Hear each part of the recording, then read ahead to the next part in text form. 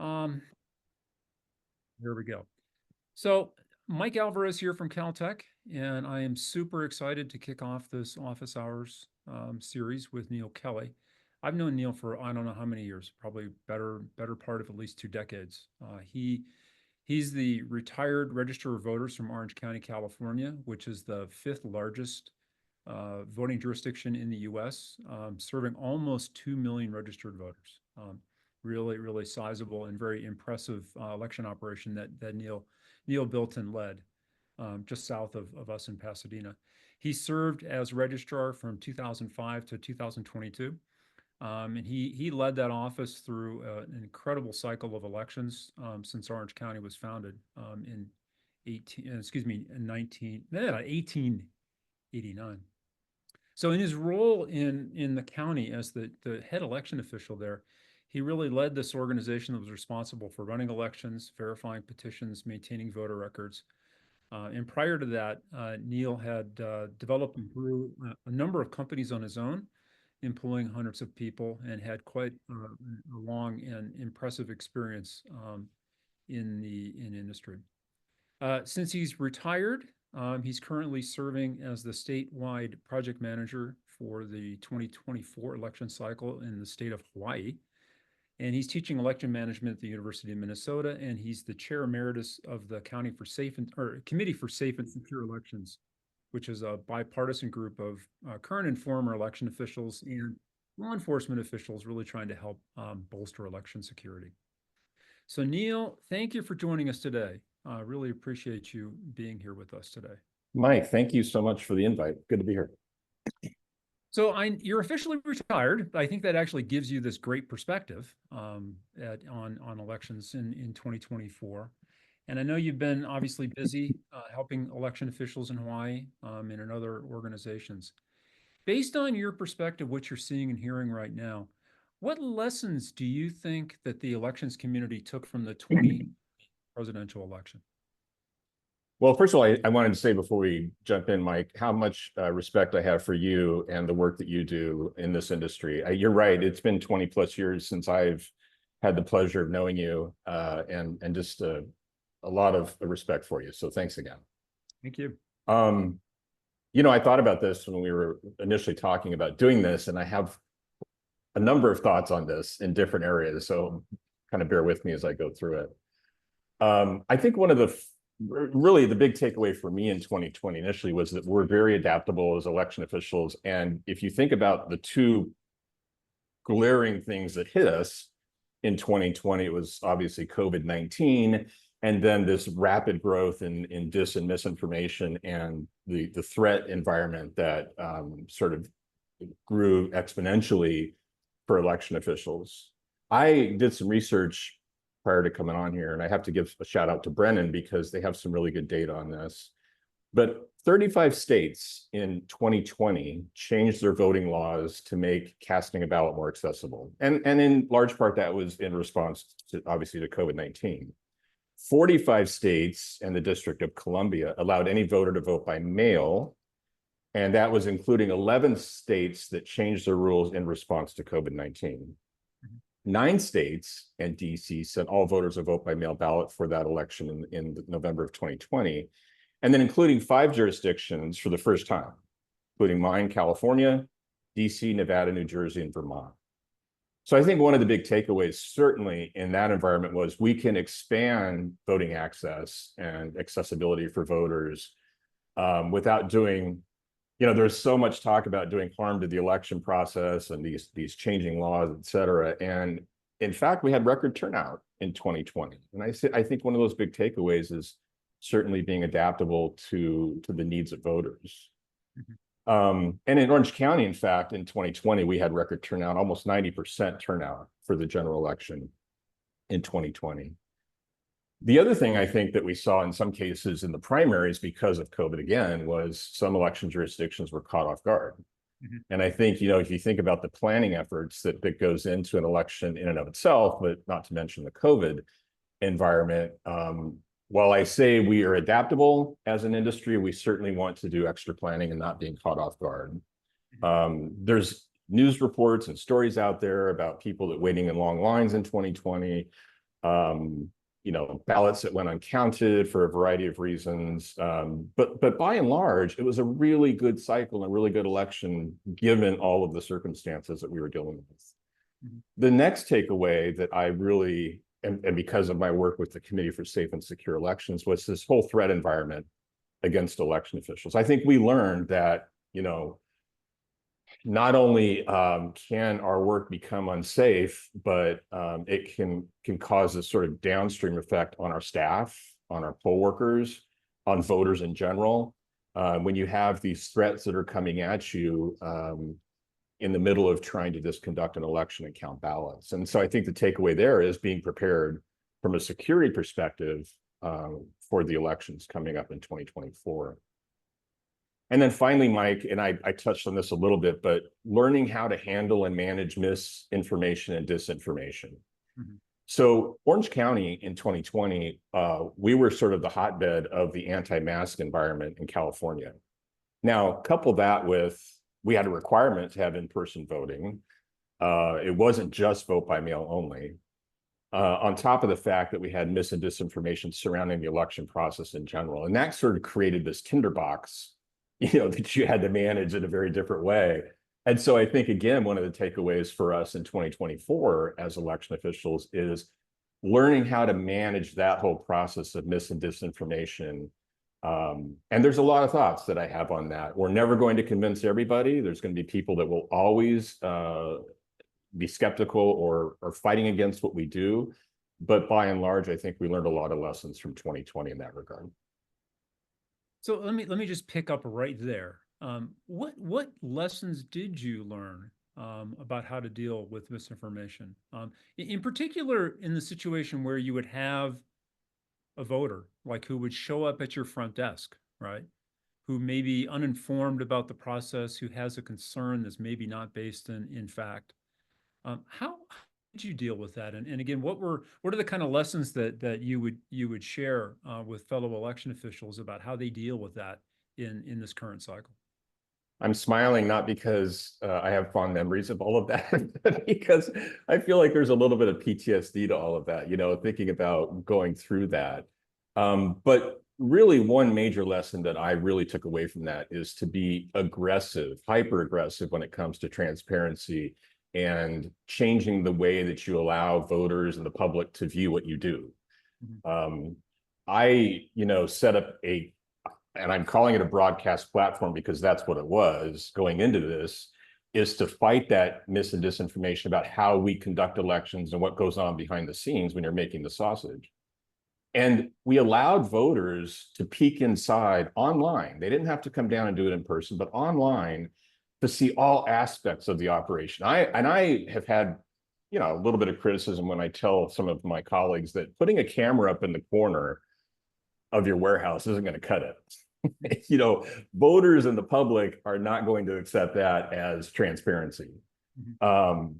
And so, you know, I embarked on this process of allowing people to view signature review, allowing people to see the actual scanning, allowing people to see the duplication process, and having Elmo cameras and devices in place that would allow voters to see that, and the public. And then I would always get questions about, well, what do you do to protect voter data?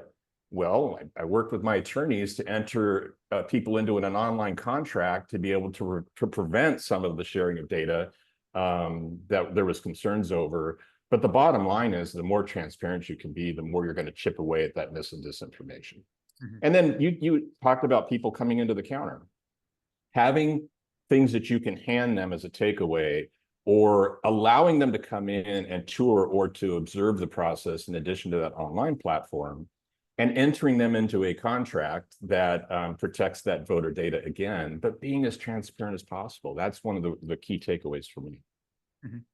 That's great. I think that's excellent advice. Now, how do you try to anticipate what types of issues voters might have when they come in to your counter, though, so that you actually are prepared to give them some information that might help, you know, prevent further spread of rumors, or might, you know, alleviate some specific concerns of the day? How do you get out ahead of that in an election cycle like this? Well, I think it's tough. I think one of the things that we did that worked, and we had sort of geared up for this from 2018. It's not something that we built and grew overnight. And if I could just really quickly touch on that, right? So in 2018, 5 of my congressional districts flipped from red to blue. 3 months after that, our voter registration went from majority Republican to majority Dem. Mhm. Now, you know, if you think about the stereotype of Orange County, people started to lose their minds at that time in 2018. And so I was sort of on this cutting edge, I think, of having to fight a lot of that. And so we put lots of robust survey programs in place where we were capturing data on what voters were thinking, what sort of complaints we were hearing, what sort of mis and disinformation or rumors we were hearing. And we built these online systems and printed materials and information that I put into the ballot packets for voters to get ahead of what we were hearing in the rumor mill and sort of fight that mis and disinformation. And I've consulted with some jurisdictions since I retired, and I tell them, think about this, the ballot packets and the materials you're sending voters, you have such a critical piece of material that you're sending them, the voter, that you can use to communicate to them. And that's sort of a direct line to those voters. And I think a lot of people just sort of lose sight of that conduit that we have that is very unique and is not, no campaign has that kind of conduit where they can put something into a ballot to talk to voters. So one other thing that you mentioned in terms of things that you think that you and many other election officials learned in 2020 was just generally being more flexible and I guess being more agile in your management practices. This is a side of conducting elections and election administration that I don't think a lot of researchers and I don't think the public really recognizes, right? Just how much goes into managing and actually running all the people that you have to use to run an election. Can you say a little bit more about that? Like what exactly do you think were the lessons on administration in terms of like flexibility and agility of management? One of my favorite quotes is from General Patton when he says that plans are fantastic until the first shot is fired, which is true. You know, you need to do a lot of planning ahead of time before you actually hit the voting period and mailing ballots, et cetera. But you have to be adaptable and flexible even with those plans in place. I want to give you an example. So in 2020, in the fall, on top of COVID, on top of all the mis and disinformation, received word that the day we were opening our vote centers, there was a massive fire that had erupted in South Orange County. This became known as the Blue Ridge Fire. And that fire very quickly started to creep into the residential area in Irvine. And we ended up having to shut down vote centers. We did not open. I had 5 ballot drop boxes that were in the fire zone. The fire jumped the 91 freeway and went on the other side to Yorba Linda. And it became a massive fire that was very challenging for us. And I had ballots that were in the ballot drop boxes. And so we worked with the fire department, changed our planning and our structure to be able to go in with the sheriff's department and the fire department to retrieve the ballots out of these smoldering ballot drop boxes, which, by the way, survived the fire, stripped off of the wrapping, but we were able to retrieve those ballots. And I think that's, a really good example, Mike, of how quickly you have to adapt and put your plans aside to deal with things. I think that's a good segue to kind of the next topic, which is to say that, again, as you mentioned, a lot of unexpected things happen when you're running elections, especially now in places like California, where the election is not just election day any longer, right? We've got voting that extends out on into the period before the election, and there's, of course, an extended period after the election with the canvass. What are the 3 biggest problems that you see as you're thinking about this 2024 presidential election in November? And like, for example, is there something that just keeps you up at night that you're really worried about? Yes. I think top of mind for me is post-election. Mm-hmm. What happens post-election? If we're in a situation like it was in 1876, where the Electoral College can't reach the majority vote, what happens? What happens with our post-count process as we're going through the canvass? you know, that is a big concern for me. And how do we address those issues? You know, and plan for it ahead of time. And like I said, I go back to that sort of transparency thing, as being open and transparent as possible, and having a good security plan in place. You know, you'll want to be thinking about that when you have to call 911. That all needs to be done ahead of time. Also, I have concerns, Mike, about disruption during the voting period. You talked about, in California is a great example, you know, that's 10 days prior to what is election day now. It's election, you know, month. But that in-person voting period and what kind of disruption could take place potentially in those vote centers and polling places is a concern. And how do you plan for that ahead of time? And again, I go back to working closely with your security partners and law enforcement partners and having good plans in place. And then finally, I think a big concern for me is, you know, what happens if partisan boards try and block election certification. You know, that's been sort of a lot of discussion lately. And I had a reporter ask me, you know, is that really that big of a deal because a court could force them? And I said, well, of course, a court could force them, but it causes delays and it causes distrust among the electorate. And so I think those are all things that concern me. Mhm. Well, let's talk for a minute about the actual physical security of vote centers and polling places. You know, when you talk about possible disruptions, I mean, how do you plan for those? What form might those take? And again, what can be done to mitigate those? Both, you know, mitigate those threats, both by election officials, but also by, you know, the researchers and people like myself. Yeah, I'm really proud of the leadership stance that I took related to election security. And again, it goes back to pre 2020 because of the issues I faced in 2018.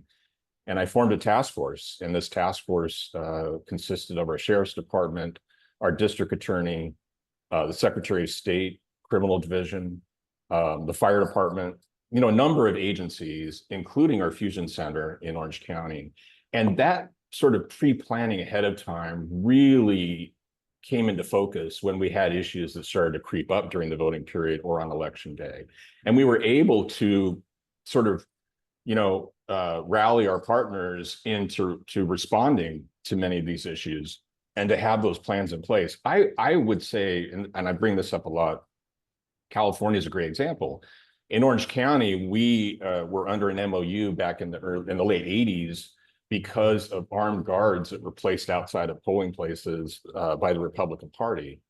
And, you know, that became sort of well known in California. And it goes to sort of the statutes that are in place in many states where you can't have armed police presence or armed security guards in vote centers unless they're there on official business. So how do you protect ahead of time? Well, we work closely with our district attorney in Orange County to develop plans for plainclothes investigators to be in the field and being able to respond quickly to issues. I kind of liken it to the air marshal program, you know, for flying. These are individuals there that are needed in the event of an issue or need to respond, but not doing so that is frightening flyers because you don't want armed people on planes that are frightening flyers. So I think the task force really worked well for us, Mike, and I would say that's a good idea and concept to bring into any jurisdiction. Excellent. So protecting the canvas process. It seems like in some ways, I think you mentioned that twice. One was just more generally with respect to, you know, people not being, you know, familiar with the process, not understanding it, but also working in some way to disrupt it. And then more specifically, this issue about partisan boards, who may deliberately and you know, politically try to disrupt the canvas process. How do you try to protect from those kinds of threats? I mean, what is it that election officials can do at this point in time to try to beef up the canvas process and try to prevent these kind of threats? One of the things I put in place in 2020 was airport style security going into our ballot counting center. And this was, I think, kind of unique up and down the state. And I had a screening process before anybody entered the building, which included magnetometers, bag checks. And I'm surprised how many jurisdictions are not thinking about this. You don't, I guess the idea is you don't want to put that sort of message out there that, you know, while we're trying to be transparent, what kind of message does that send about that security? But at the end of the day, I have a responsibility when I was there to protect my staff and to protect people in the building. And that was first and foremost for me. Mhm. And so I think, if you think about that ring of security, whether it's that physical security, what are you doing around the building itself to protect the perimeter? What are you doing with your law enforcement partners that could be stationed outside of your perimeter or even inside to help protect? I work closely with the sheriff's department on that. There's a lot of things that you can do to protect that. Now, that being said, when you have people that clear security and go inside and they're observing the process, I was at lunch in 2020, and I got a call from my operations manager, and he said, "You got to get back here quick." And what happened was there was about 30 or 40 people that were in a scuffle inside of our observation area, screaming and yelling and carrying on. And when I got there, that's exactly what was happening. And we brought law enforcement in, and tempers were calmed down. But the leaders of that group were banned from the building. And so I think while you still may do everything you can to protect it, that's not going to protect you from these sort of flare-ups. And that's when you have to have that response plan in place, ready to react to it. One of the things that I think you mentioned this a couple times, and one of the things that I noticed about how you ran elections in Orange County during your time there was that when things got tough, you were always willing to be transparent and to work with stakeholders and outside groups. Whereas I think some election officials in recent cycles have kind of built barriers between themselves and stakeholders and the public. What if you have specific advice for some of your colleagues about what kinds of networks and collaborations they should be building other than this task force idea? What would that be at this point in time in the election cycle? Well, and I'm not saying this, Mike, because you're doing this, because I speak about this in private all the time. But the partnership that we built with Caltech, and this goes back, I think it was right before 2018, maybe. Yeah. To hand over to you the keys to the operation and to your awesome team and your students. And I told you at the time, turn it upside down and shake it. And I think that I did receive some feedback on that from some of my colleagues that said, boy, you're putting yourself at risk, because what happens if they do find something? And to me, that's the whole point.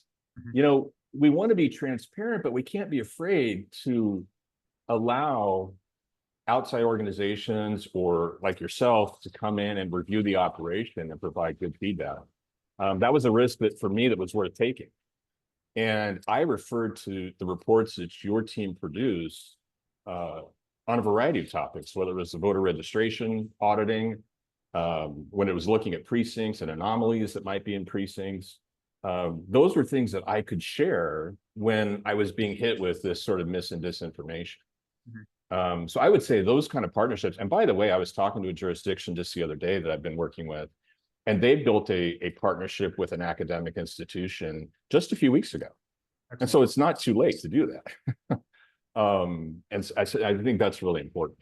Mhm. What can we do to facilitate that at this point in time, building those kind of collaborations? Again, it's almost September. While you're referring to academics, what you could do?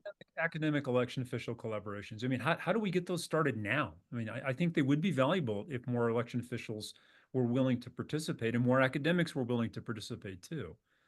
Is there any way we could jumpstart that in the next month? I think the thing for me would be really using individuals that have participated in those kinds of partnerships before to be advocates for you. I don't think the cold calling is going to help at this point. Okay. It's too late in the game. People are producing ballots and getting ready to deal with mailing, et cetera. That's too late. But if you did have someone to advocate that's been through that and in the trenches, I think that's the best way to do it. And I'm not saying myself, there's lots of people out there that have done this with academic institutions. I mean, your colleague at Charles at MIT has done fantastic work. I mean, there's a lot of people we could point to across the country that have done things in that regard.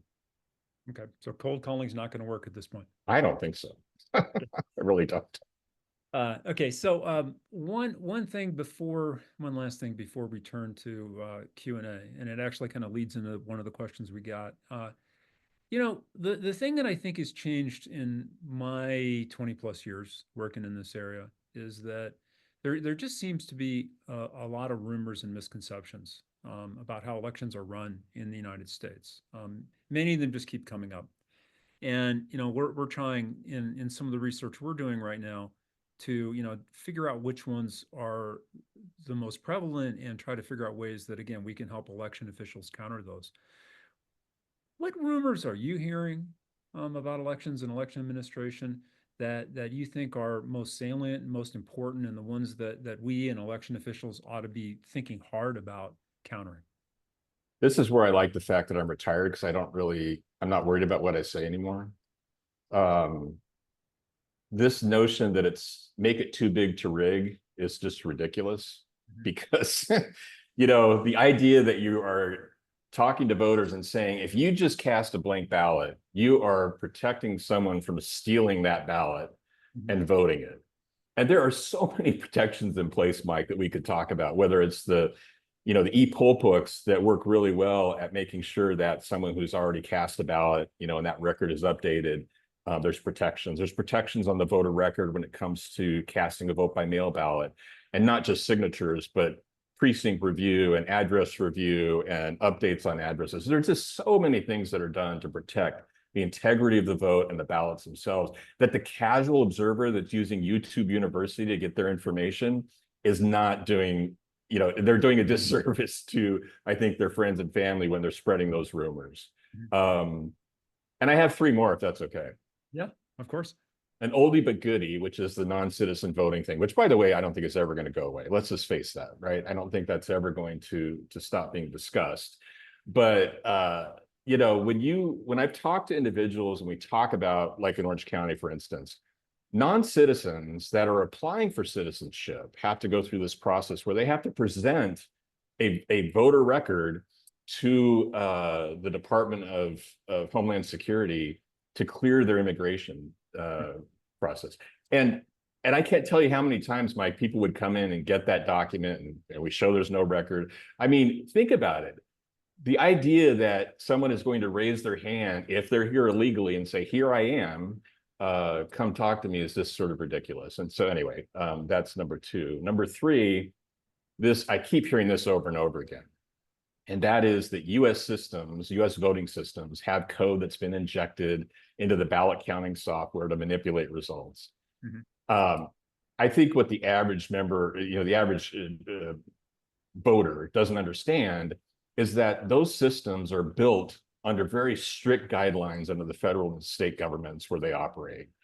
And there's requirements for how that software is developed and built. And then once it's built and tested and cleared by those authorities that are certifying it, it's kept in escrow, untouched by those agencies. And you have to use the trusted build to do that. I was talking to somebody just recently here in the islands and talking about, they did hash code testing here in Hawaii, which was great, to compare the code that is on the system to what's in the trusted build with the EAC. And she had no idea that you could even do that. It was just this concept that was hard for her to understand. And then lastly, this rumor that the only way to guarantee an accurate count is to only use paper ballots and physically count each one. Have you ever seen somebody try and count a jar of jelly beans? It's just absurd on its face, that human beings are going to be more accurate than machine counting. But anyway, those are the four things that I keep hearing over and over again. That's helpful to hear about, because again, a lot of us in the research world are trying to figure out, how do we help with messaging and communications so that those rumors don't keep proliferating and kind of rebounding in the echo chambers we have online. Yeah. Just to conclude, what do you think? Generally speaking, one of the things I've always enjoyed about working with you is that you're always very confident and optimistic. What do you think about the things that election officials in particular, have learned over the last couple of cycles that, again, helps increase your confidence that we're going to have a well-run, free and fair election here this fall in the U.S.? And I'm glad you asked that question, because I don't want to sound like, everything is negative, because I actually feel very positive about the work that's being done. We're talking about sort of what can happen, but the reality is that election officials are resilient. They certainly have become more resilient since 2020. We have, even though we have new blood into the industry, these are people, a lot of them have grown up in the industry or have experience that they bring to the table that can really be beneficial to running elections. I think that, I feel very positive about what's going to happen at the end of the day. Mhm. I think it's going to be a well-run election. I think that the scrutiny certainly is going to be high, but again, election officials have done tremendous things to plan for 2024 after the lessons of 2020 that they weren't doing before. And I think they're bringing things to the table that are unique and innovative, and it's going to be, I think, a good election. Excellent. That's not going to be without challenges. It's not going to be without some tough times, but at the end of the day, election officials will pull through. Yeah, again, it kind of goes back to where we started, which is the flexibility, the agility, that I do think has really been something election officials learned in 2020, both as they responded to COVID, which was obviously a very difficult challenge, but also to a lot of the things that came up in that election. Yeah. We've been talking for about 30 minutes. There's something that's on your chest that I haven't asked about that you want to talk about? No, not really. I think you did a great job of sort of, setting the stage for what we're facing in 24 and asking great questions. I appreciate it. The last thing I just want to leave people with is just thinking about risk management, and thinking about ways to reduce that risk, because we're not going to eliminate it completely. But what can we do? What things can we put in place? What planning can we do to reduce the risk? And that's the key. You think about when people talk about how do I reduce the risk of skin cancer, for instance. Well, you could say I never go in the sun. But the reality is we have to engage with voters. We have to produce ballots. We have to tally those ballots. So we are going to be out in the sun, and we have to find ways to continue to reduce that risk overall. So anyway, risk management is the last thing I want to leave people with. Okay, that's great. Thank you for that. So the first question that has come up, and I think this is really interesting because I don't think that in the academic world, certainly anybody has ever really studied Hawaiian elections. So can you talk a little bit, since you're working with the state there, about the complexity and difficulties associated with administering and supporting elections in Hawaii and how that differs from Orange County?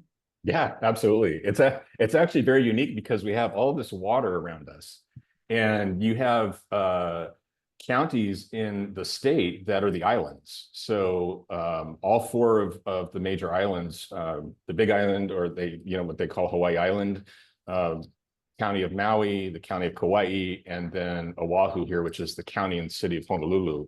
And so the logistics, if you think about it, right? In Orange County, I could use vehicles to transport everything where I needed it to go. You can't do that in Hawaii.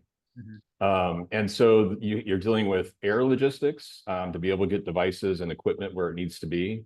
You're dealing with encrypted transmission, which you have to do for unofficial results to be able to get it over the water. And so it's some very unique challenges that you wouldn't find elsewhere. But I will say this, the Hawaiian community is amazing.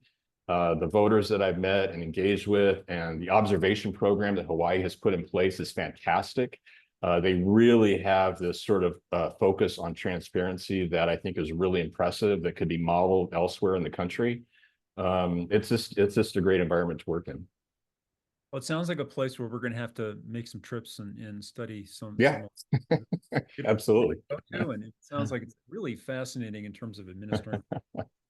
And a question that came up is how do you define misinformation in elections? I mean, what is misinformation and disinformation? Yeah. I think my dad was a great purveyor of misinformation. God rest his soul, he passed away last year, but he was glued to the TV, and he was a champion of YouTube University. And I'd always have to tell him, Dad, you can't learn everything from those sources. And, for instance, he might hear something, and I'll use the non-citizen voting example about, non-citizens in California are getting driver's licenses, and then they're automatically being registered to vote, a rumor he hears. Well, he's pushing that not as an agenda or using a lie in his mind to produce disinformation. He's using it where he believes it to be fact, and he is telling his friends and family about it. And to me, that is misinformation.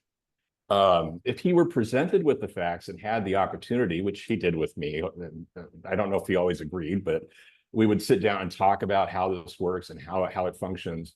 And then he might change his thought process. So disinformation, in my mind, and some people might identify it differently, is where somebody takes an active stance to spread something that they know is false. And to me, that is a good example of disinformation. Great. Thanks. And then the last question, because gosh, it's been 40 minutes already. I can't believe how quickly the time has flown, is, are you hearing anything about jurisdictions in Hawaii or elsewhere having difficulties recruiting poll workers or workers for vote centers in this cycle? You know, that's interesting you brought that up, because I was just having some conversations with some colleagues around the country, and they're actually seeing, at least the ones I've talked to, they're not seeing difficulties in recruiting. Now, that could be because there's a lot of interest in observing the elections and being a part of it, you know, and I think I would encourage that for people to do that. We obviously don't have the COVID environment we had before, which made it very challenging and difficult. And so I see that might be the case, because here in Hawaii, we're not having a challenge in recruiting people to work in the vote centers. So, you know, I'm sure there's pockets in the country where they are having some difficulties, but that's not what I'm hearing. You know, that's great news, because I think that, that does help document that there is a lot of enthusiasm and a lot of excitement and a lot of people who are confident, right, about the election process. So, oh, one more. Let's just let me see this one. I can see it in chat real quick. The experience that you had in Orange County. Do you think that that's similar to the experience that election officials in other swing states, where obviously there's a lot more scrutiny, or not necessarily a lot more scrutiny, but a different kind of scrutiny on elections? How does it differ being in Orange County than, say, being in a Philadelphia or counties in Pennsylvania, for example? Well, and I have some good friends that, you know, have managed elections in Pennsylvania as an example. And we have very similar experiences. Now, I will tell you, the threat environment that some of my colleagues faced in Georgia and Michigan and Pennsylvania it's not something that I experienced in California. And so that is very different, right? And so, but that scrutiny and the politics and in the trenches sort of, you know, back and forth of elections, that definitely was occurring in Orange County in very similar ways as it was in those swing states. But again, I think the anger and the vitriol and the threat environment is something that's very different, that I didn't have in Orange County. Right. Well, with that, thank you, Neal. I appreciate it's great to see you. Thank you for taking the time to be with us on this first episode of this video cast. And Proud to do it. You know, good luck in Hawaii. Thank you. Mai Tai is on you tonight, Mike. All right. Take care. All right. Thank you. We are